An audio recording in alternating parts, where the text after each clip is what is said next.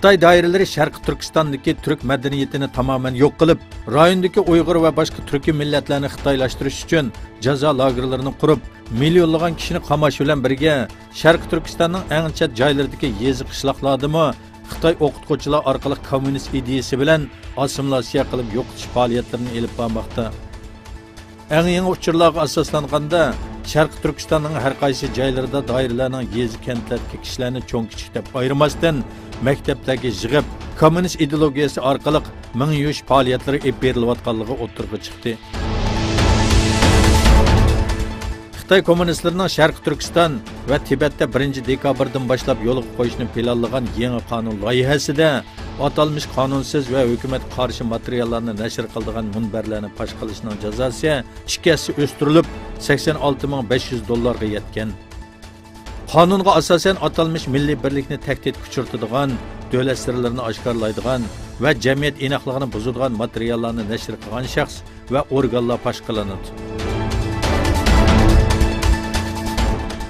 Ukraina Rossiya paraxotlarining o'q chiqarishi bilan urush paraxotidagi 2 xodimning yaralanganligini e'lon qildi.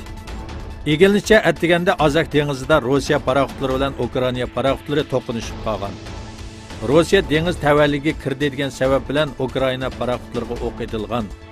Poroshenko urush paraxotlarini tayyorlayotganda Amerikadan sulh chaqirg'i keldi. Bayonotda Ukraina paraxotlarining Rossiya alayda qismining qo'lga tushganligi ma'lum bo'ldi. Ukraina taratqularida hujumda bir kishining o'lganligi bildirildi. O'rta Amerika davlatlaridan yo'lga chiqib Amerika qarab mang'an ko'chmanlar karvonidagi bir to'p namoyishchining Amerika Meksika chegarasidan o'tishiga urinishi bilan chegara darvozalari har ikki yo'nalishda taqaldi.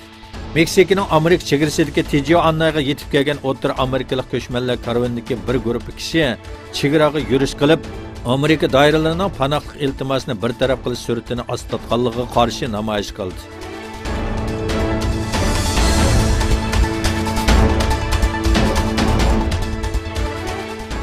Amerika va Xitoy orasida jiddiychilik pasaymagan Tinch okeanda Filippin va Yaponiya Manila sohilida o'rtaq dengiz manevri o'tkazdi.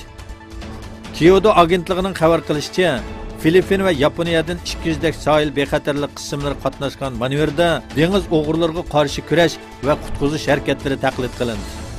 Manevrga Filippindan 3, Yaponiyadan 1 charlash paraxoti qatnashdi.